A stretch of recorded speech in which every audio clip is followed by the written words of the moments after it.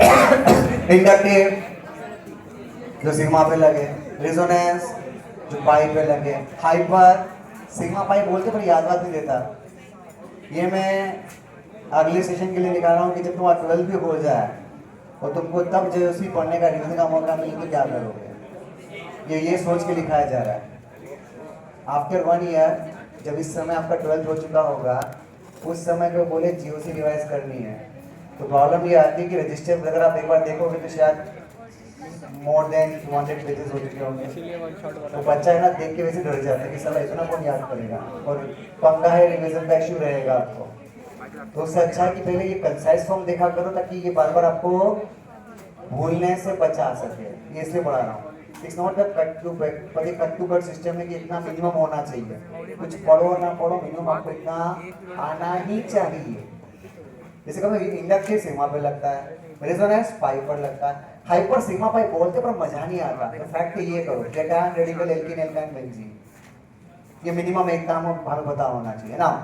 What about the plus I order, तो यार कुछ ऐड होता है CH2 NH minus O minus CO minus 321 DDA, simple सा ऑर्डर एक बार में काम सेट। Yes sir.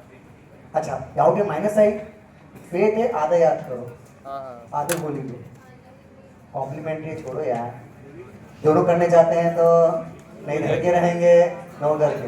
अगर ये फेथ हो गया कि इतना आता है तो हो सकता है कि मैं ना भी बोलूं तो अगला आप खुद ही सोचने लग जाओ क्या ऐसा है।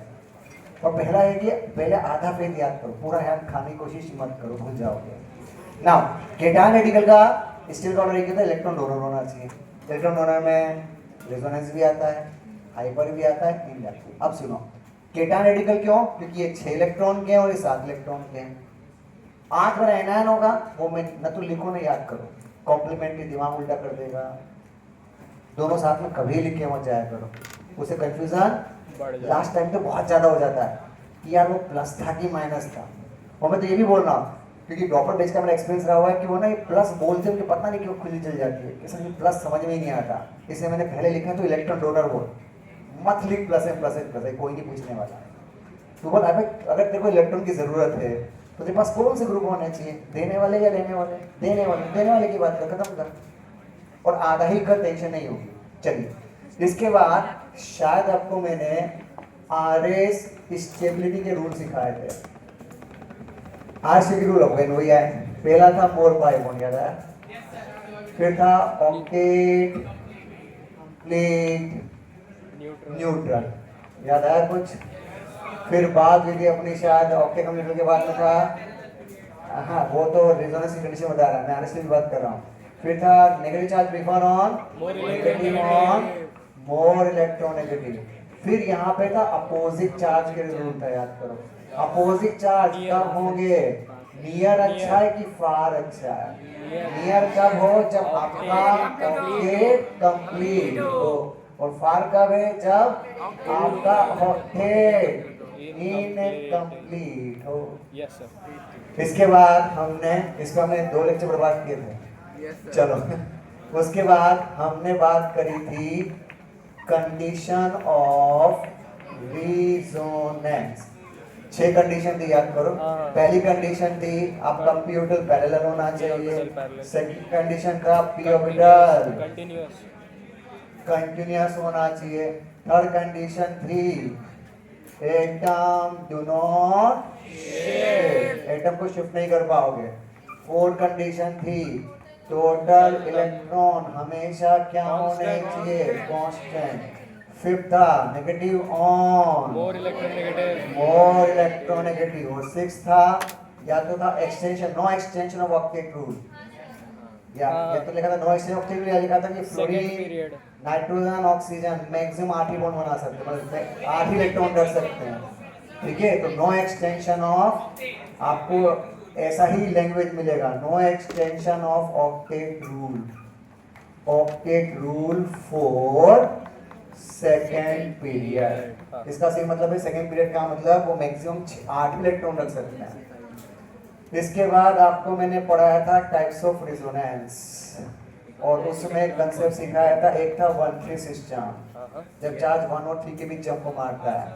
तो आपके पास कुछ ऐसे एग्जांपल थे, याद करिए, चाहे केटायन के साथ, चाहे एनायन के साथ, चाहे रेडिकल या लोन पेयर के साथ या रेडिकल के साथ। तो कुछ यादें 1 2 3, 1 का 3, 3 का 5, 5 का 7। याद है इधर का माल उधर, यहाँ 2 इलेक्ट्रॉन का मूवमेंट है। यहाँ पे 1 2 3 इधर से यूज किया था क्योंकि यहाँ 4 इलेक्ट्रॉन का मूवमेंट है। याद है कुछ? यहाँ भी इस तरह से एरो बनाया क्योंकि यहाँ 4 इलेक्ट्रॉन का, 4 हाई डेंसिटी से लो डेंसिटी है। और यहाँ बराबर ये हाफ हेड है, याद करो क्योंकि ये 3 इलेक्ट्रॉन का मूवमेंट है। और जब ये कर ही रहे हो तो कोई एक एग्जांपल लपेट लेना किसी भी रूप में, वो 1 3 5 7 9 वाला, ठीक है? एक एग्जांपल, सारे नहीं कर पाओगे, टाइम नहीं है आपके पास में। तो एक समय जैसे 1 2 3 4 5 6 7 8 9 10 11 12 13। याद है? 1 का 3, 3 का 5, 5 का 7, 7 का 9, 9 का 11, 11 का 13। यानी 1 वाला 3, 3 वाला 5, 5 वाला 7, 7 वाला 9, 9 वाला 11, 11 का 13। ये तो नॉर्मल हो गया। कुछ एक्स्ट्रा हो सकता है क्या? यस, जहाँ थर्सरी कार्बन है, याद करो टर्शरी वाले में रास्ता और घूम रहा था, याद करो। तो 11 वाला वापस 5 3 1, ये एक्स्ट्रा 3 और काउंट करना था। याद है? 7 + 3 10 RS बने। और सबसे मस्त, इसको तू एनान रख दे, केटान रख दे, लोन पे रख दे, रेडिकल रख दे, खाली आंसर इतना ही आएगा। नहीं याद आया? ये हिंट ध्यान रखना था कि अभी सब कुछ अच्छा लग रहा है, 1 महीने का गैप होगा ना, मजा आएगा, फिर भूलना चालू करोगे और सब्जेक्ट आगे बढ़ेगा तो पीछे का रिवीजन इतना अच्छा जनरली नहीं होता है। तो एक ऐसा भरोसा रखना जिसके थ्रू तुमको झूठी मूठी इच्छा रहे कि हाँ हमको याद है। मुझे पता याद कुछ नहीं है, पर दिमाग को एक झूठी दिलासा देते रहना कि याद है याद है याद है, ताकि जब रिवीजन करने जाओगे तो स्पीड मेंटेन रहेगी। अगर आप ऐसा नहीं करोगे ना तो आप फिर रिवीजन करने के चक्कर में फिर से नोट्स पूरा पढ़ने बैठोगे, और पूरा बैठोगे फिर पागल हो जाओगे। सही बोला। और फिर ये पंगा रहेगा कि सर अगला जो पढ़ा रहे हैं वो पढ़ूं कि पिछला पढ़ चुके वो पढ़ूं। इन्हीं 2 के चक्कर में बच्चा वैसे पीस चुका होता है मेरे हिसाब से, उसका कीमत हम वैसे निकाल ही देते हैं। चलिए, इसके बाद में शायद 1 2 की बात हुई थी। 1 2 में आपके पास ऑप्शन था, जैसा अभी अपन ने पढ़ा, केटायन के साथ लोन पेयर, याद करो। दूसरा ऑप्शन एनायन के साथ डी ऑर्बिटल। और मैंने स्पेशली तुमको लिखवा दिया कि सालो ये तो रट के बैठ जाओ, एनायन के पास याद है क्लोरीन, फॉस्फोरस, सल्फर, ये तो रट के बैठ जाओ, सिलिकॉन, ये फिक्स है। ये जब भी हो तो रिजोनेंस करवा देना, टेंशन मत लो। फिर एक था पोलर बॉन्ड रिजोनेंस, याद करो, ये आपका पोलर बॉन्ड रिजोनेंस।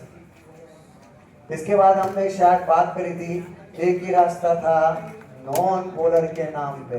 तो नॉन पोलर में तो आपको पढ़ाया जा चुका है बाय डिफॉल्ट, बेंजीन वाला, ओ नॉन बेंजीन वाला, ये आपका रेजोनेंस कंप्लीट। चलिए, फिर हमने आपसे हाइपर पे बात करी है। हाइपर में क्या देखना है वे? अल्फा हाइड्रोजन, किसका? sp3। क्या था? पड़ोसी के बच्चे। मजाक थी पर शायद याद होने में लंबे समय तक याद रह जाएगा, ठीक है? ये चीज ध्यान रखना, गलत किया तो फिर तुम ध्यान रखना तुम कौन हो। चलो अगला ऑप्शन, अगर आप हाइपर आरएस की बात कर रहे हो तो आपको सिखाया था कि केटायन, रेडिकल, एल्कीन, एल्काइन के लिए क्या है गया था ना, +1। अभी जो क्वेश्चन था नंबर 9 वाला। और जब भी आप बेंजीन की बात करोगे तो कुछ याद है 3 अल्फा + 2 की बात हुई। इस चीज को लिखाने में मेरे 2 लेक्चर खराब हुए हैं। अल्फा सिखाने में 1 लेक्चर बर्बाद किया था, फिर उसकी हाइपर आरएस बनाने में 1 लेक्चर बर्बाद किया था, फिर पढ़ा था एक्सेप्शन ऑफ हाइपर कंजुगेशन, वो 3रा लेक्चर था, ठीक है? चलिए सर वो 9 अल्फा वाला एक्सेप्शन बताओ। हटा दो इसको। सर हाँ बोलिए। वो 9 अल्फा वाला एक्सेप्शन बता दो। ये यही है ना? ये है वो। सबसे ज़्यादा ओवरकम टू द रिकॉर्ड रखने के लिए होता है ना। इसके बाद वन शॉट शायद एक्सेप्शन ऑफ हाइपर था, याद करो। एक्सेप्शन ऑफ हाइपर में एक तो था शायद similar charge, yes sir. Similar charge repulsion, याद है। फिर एक हमारा था शायद एंगल स्ट्रेन, याद आया कुछ। Yes sir. और थर्ड इसी में हमने एक पंगा लिया था, that's known as a Bredt's rule. और ब्रेक्स रूल में प्लीज शुड बी सिंसियर, ये कार्बन sp2 नहीं होना चाहिए, याद रखना। sp2 का मतलब केटान या पाई बॉन्ड से, पर मैं रटवा रहा हूं, सुन लो। sp3 होने पर यहाँ रेडिकल एनायन लोन पेयर ये एक्सेप्टेबल है। केवल केटायन और पाई बॉन्ड नहीं बना सकते, बट आप रेडिकल एनायन लोन पेयर बना सकते हो। Bredt's rule is valid for sp2 carbon, not for sp3। ये sp3 ले सकता है, तो ये ना ये एग्जिस्ट नहीं करेगा, ये एग्जिस्ट करेगा। इसी के बाद आपको सिखाया था, याद करो, आइसोट्रांसिस। ये तो तुम रट के बैठ जाओ, बहुत लंबे समय तक गेम खेलोगे। और एक था मप्पो, मेटा, पेरा और चिपका दो। चल हो गया। 15 मिनट हो रहे हैं, अभी अपन एप्लीकेशन शुरू कर देंगे। ये एक रफ है, पर आप अपनी लैंग्वेज के हिसाब से ऐसे लिख लेना, ताकि आगे तक देखो, आज तो काम आना नहीं है, पूरा सिलेबस होने के बाद अगले सेक्शन में काम आएगा। आपको नेक्स्ट ईयर के जनवरी वाले में अटेंड करना है, तो समझदारी क्या कहती है, साल भर भी आपके पास में। अभी से ऐसे क्वांटम फॉर्म में मैट इकट्ठा करना चालू करो, ताकि आगे जाके रिवीजन करने में स्पीड का इशू ना हो। भैया अचानक कल पेपर कराया गया जीओसी का, तुमको क्या लगता है तुम इतना जो खा चुके सब खा पाओगे?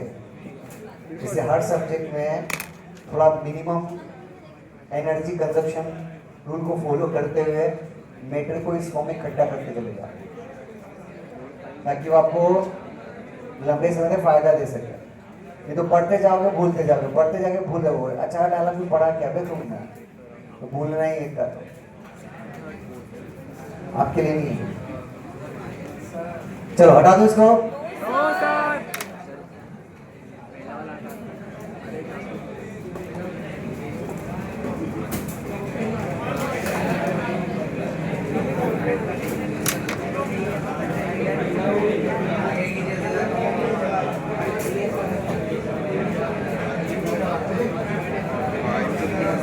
एक electron complete, octet complete, octet incomplete.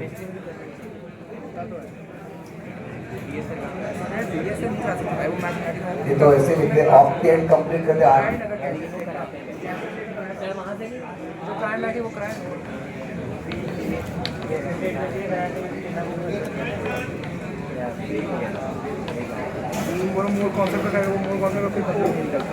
सबको बोलेंगे एक बार, पूरा फिजिकल वन शॉट। क्या हो गया? हाँ जॉबर बेच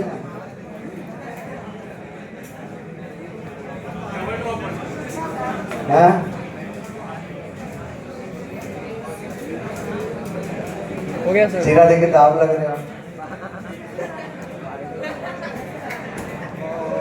चलो बोलो आगे। Yes sir.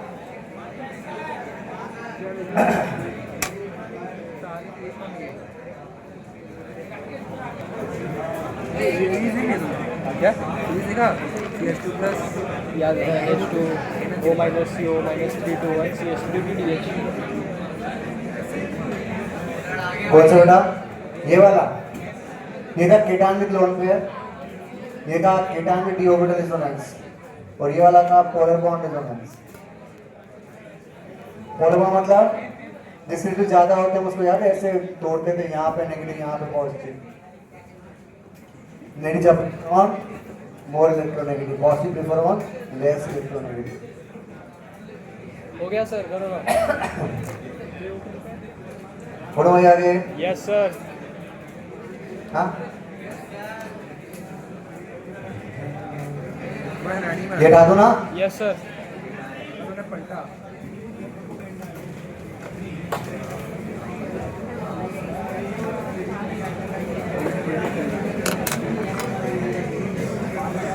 इसके बाद शायद एप्लीकेशन वर्ड यूज हुआ था, यस सर जिसमें आपके पास था शायद bond order,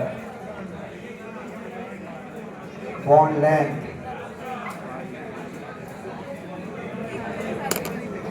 bond energy, rate of combustion, rate of hydrogenation. Bond order के लिए कीवर्ड था average of covalent bond. Bond length का एक ही ऑर्डर था, अगर आप सिंगल बॉन्ड हो तो बॉन्ड लेंथ को घटा देना, और अगर आप डबल बॉन्ड हो तो बॉन्ड लेंथ को बढ़ा देना। सिंगल डबल होना चाहता है और डबल सिंगल होना चाहता है। एक स्टेटमेंट दिया था, मोर रिजोनेंस मोर चेंजेस। जिसमें रिजोनेंस ज्यादा होगा उसमें चेंजेस ज्यादा होंगे। मोर रिजोनेंस मोर चेंजेस। फिर बॉन्ड एनर्जी में की रूल था परसेंटेज फैक्टर के प्रोपोर्शनल, और दूसरा था याद करो रेडिकल स्टेबिलिटी के इनवर्सली प्रोपोर्शनल। वैसे ही हीट ऑफ कंबशन ये था मोर कार्बन, और कार्बन सेम हो जाए तो अगेन ये रेडिकल स्टेबिलिटी के, तो ये भी स्टेबिलिटी के प्रोपोर्शनल। वैसे था HOH, ये था मोर पाई बॉन्ड, और अगर ये सेट हो जाए तो अगेन स्टेबिलिटी के इनवर्सली प्रोपोर्शनल। आपको शायद सिखाया था स्टेबिलिटी के इनवर्सली प्रोपोर्शनल 3 के 4 केस थे, bond energy, heat of combustion, heat of hydrogen और बेसिसी। ऐसे कुछ हुआ था। हो सकता है कि एक दो एग्जांपल के अपने लेक्चर में भी टाइम नहीं है, अभी तो इतना भी याद आ जाए तो शायद काम हो जाएगा। बॉन्ड लेंथ वाला आई थिंक सिंगल से डबल, सिंगल अपनी बॉन्ड लेंथ को घटाना चाहेगा, डबल की बॉन्ड लेंथ को बढ़ा। रेजोनेंस का हो गया था सिंगल डबल डबल सिंगल, तो इनवर्स इफेक्ट लगा देना। कैसे हटा सकता हूँ 1 3 तक? Yes sir. जल्दी करो जल्दी करो।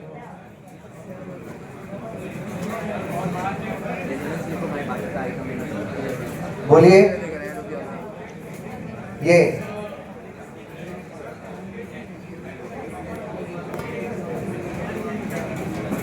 न्यूट्रल जो RS है ना, वाह देख, जैसे आपके एनसीईआरटी में ऐसा कुछ दे रखा है, एनसीईआरटी क्या सॉरी आपके मॉड्यूल में रखा है। अब बताइए ऑप्टेक कंप्लीट की इनकम्प्लीट, तो हमेशा न्यूट्रल को चेक करो। न्यूट्रल के पास ये सब एटम है, यह ध्यान रखना, और एटम शिफ्ट नहीं होता, तो यहाँ भी एटम होगा ऑफ कोर्स। अब चेक कर लो कितने बॉन्ड है, 1 2 3, हर बॉन्ड में 2 इलेक्ट्रॉन होते हैं, इसका मतलब कितने इलेक्ट्रॉन हो गए 6, ये हो गया ऑप्टेक इनकम्प्लीट। हमेशा न्यूट्रल में जो एटम है वो हर RS में होने चाहिए, क्योंकि हमने शर्त ये रखी है during resonance atom do not shift, तो जो न्यूट्रल में है वो हर समय होना चाहिए, तो यहाँ पर और वहाँ RS में गायब हो जाए। चलिए हो गया ये उड़ा रहा हूँ, चलेगा? Yes sir. कितने उड़ा दूँ? Yes sir. इसके बाद बस बस बस बस बस बस साला ऐसा थोड़ी ना होता। बस लिखना ही भूल गया भाई, वो लिखा है ना। इसके बाद शायद हमने पढ़ाया था एरोमैटिक,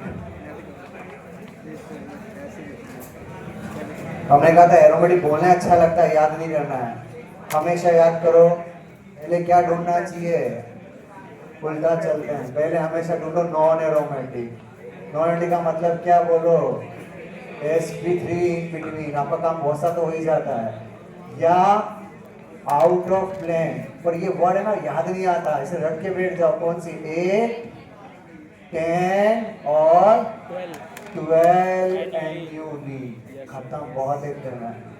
8-10 वाले tough shape molecule, out of plane, तो ये सब के सब क्या है बोलो, नॉन एरोमेटिक।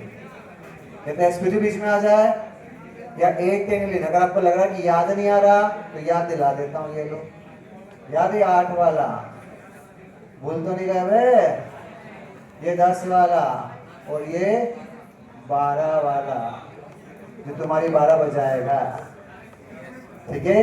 ये कोई भी प्लेन में नहीं रहता, दिखता जरूर प्लेन में है, पर पंगा ये स्टेरिक क्राउडिंग से आउट ऑफ प्लेन, ये भी स्टेरिक क्राउडिंग से आउट ऑफ प्लेन। फिर नॉन के बाद सिखाया था एंटी।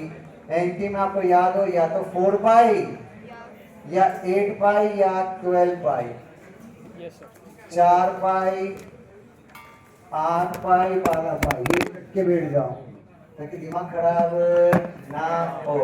जैसे कुछ एग्जांपल आपको रटवाए गए हैं, मैंने लिखवाए भी होंगे, शायद देख लेना नोट्स खोल के।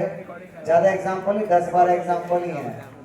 तुक्के भी लगाओगे तो शायद याद हो जाएगा।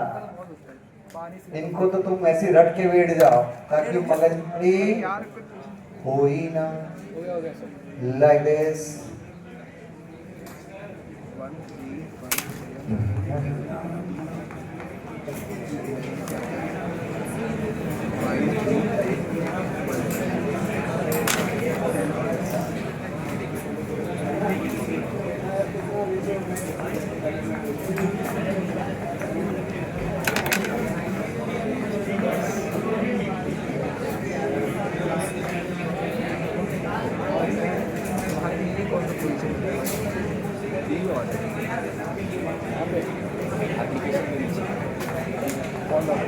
और जो बच गया वो कौन है बोलो, एरोमेटिक। इसमें शायद एक तो एग्जांपल जरूर रख लो, याद है ड्यूटेरान वाले कि ऐसे दिख नहीं रहा है, पर आप इसमें रेजोनेंस करके नेगेटिव पॉजिटिव बना लेना। या एक नाम था एजुलिन वाला, याद करो, ऐसे पाई बॉन्ड को ऐसे तोड़ना कि दोनों एरोमेटिक बन सके। यस सर, ये थॉट है। चलिए बॉन्ड ऑर्डर,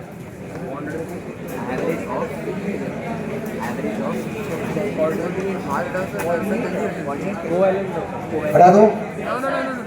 यस सर। इसके बाद क्या था, हो गया क्या एसिड बेस था, मिटा दो सर, मिटा दो। बचा तो नहीं, डिजोमेरिक बचा है, डिजोमेरिक। हाँ सर, फोटो खींच लिया, मिटा दो। डिजोमेरिक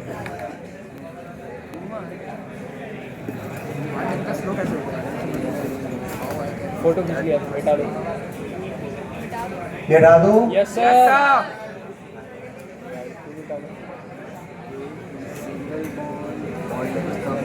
जल्दी कभी करना बेटा। हो गया सर। इधर का हो गया क्या? हाँ। Yes sir.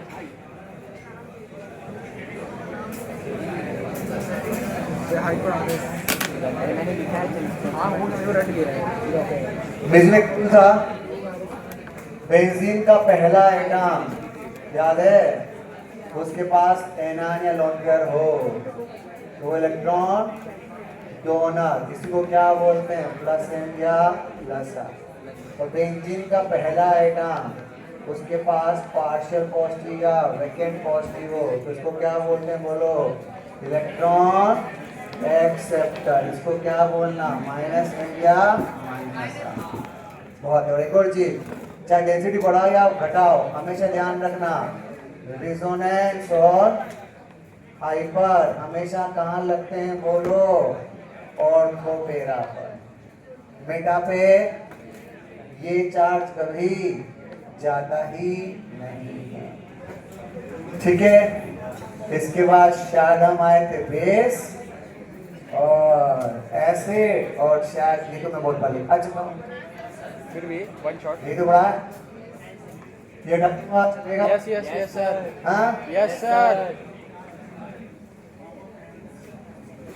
ऐसे. अगेन वही डंडा चला गया है। बेस का मतलब जो क्या करो प्रोटॉन को Accept. एक्सेप्ट करे, तो ये प्रोटॉन को डोनेट करे।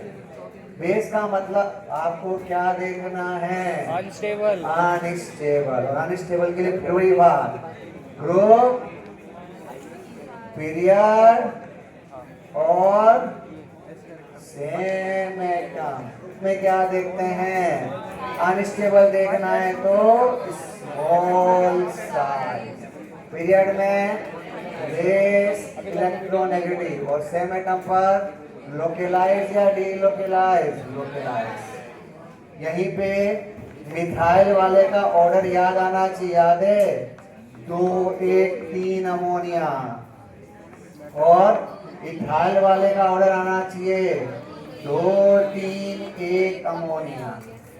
इसके सिवा आपको याद आना चाहिए वो ऑर्डर, ग्वानिडीन, एमिडीन, एमी, जान के कैसे लिखा था कि तुम साला ढूंढो जाके। फिर इमिडाजोल, सब साफ है। फिर इमीन, फिर एमाइन, फिर एमाइड, फिर इमाइड, जाके ढूंढना। अच्छा, इसी में ये वाला फंडा भी लपेट लो साथ में। अगर 2 मिथाइल हो और मिथाइल नहीं हो, याद है ये आउट ऑफ प्लेन जाता है, इसी को बोलते हैं SIR, बेसिकली बढ़ जाती है। और आप बढ़ नहीं गए तो फिर ये है SIP, आपकी बेसिसिटी घट जाएगी। इससे बेसिसिटी घटती है और आउट ऑफ प्लेन जाने से आपकी बेसिसिटी बढ़ती है। और एसिड इसका कॉम्प्लीमेंट्री है, बस ध्यान रखना। इसमें आपको H प्लस पहले क्या करना है, लीव करने के बाद आपको एनायन की स्टेबिलिटी देखनी है और इसको इसका उल्टा कर देना। दोनों मत लिखो, फंस जाओगे। उल्टा कर दो, बस इतना पता होना चाहिए। ग्रुप में स्मॉल की जगह लार्ज, लेस की जगह मोर, लोअर की जगह डीलोकेलाइज, लोकेलाइज। बहुत है इतना। और इसके सिवाय एक ही लाइन पढ़ाई थी लास्ट, एसिड बेस रिएक्शन। उसका एक ही थॉट, आपको हमेशा अपने आप को अनस्टेबल से स्टेबल एनायन के लिए जाना है। और एक वापस रिपीट कर रहा हूँ, एनिमल्स के लिए रख के बैठ जाओ। क्या, एल्कोहल के लिए ना, फिनॉल के लिए हाँ, एसिड के लिए हाँ, और सोडियम बाइकार्बोनेट में भी कुछ बात हुई है। एल्कोहल के लिए भी ना, फिनॉल के लिए भी ना। फिर फिनॉल पे पेरापेनोटो हो तो हाँ, और एसिड होने पर हाँ। This all about you. चलिए, थैंक यू। डिस्कशन देख लो, मुझे पता बहुत से लोगों ने नहीं किया। 12 शुरू होगी तो साथ में एक बार फिर से मॉड्यूल कर लेना। 2 बार तो धूल भी साफ होती रहेगी और रिवीजन भी होता रहेगा। Thank you, bye bye.